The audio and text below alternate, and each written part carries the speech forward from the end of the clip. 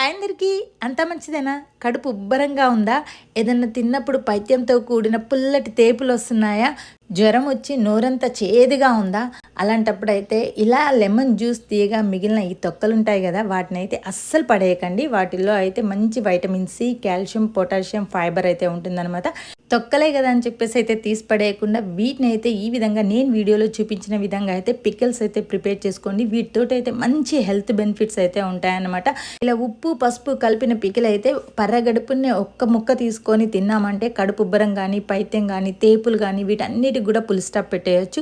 ఈ రెండు పికిల్స్ కూడా కలిపేసుకొని ఒక 2 days బయట ఉంచుకొని మూడో రోజు మంచి గాజు జారీలోకి ఎత్తి పెట్టుకొని ఫ్రిడ్జ్లో కానీ బయట కానీ స్టోర్ చేసుకుంటే 1 year పాటు అయితే నిల్వ ఉంటాయన్నమాట. ఇలా కారంతో ప్రిపేర్ చేసుకున్న పికిల్ని అయితే 3 రోజుల తర్వాత తాలింపు పెట్టుకుంటే నోరు చేదుగా ఉన్నప్పుడు కానీ అన్నంలోకి కానీ పెరుగన్నంలోకి కానీ చాలా టేస్టీగా ఉంటాయన్నమాట. అదనమాట సంగతి. వీడియో నచ్చితే లైక్ చేసి సబ్స్క్రైబ్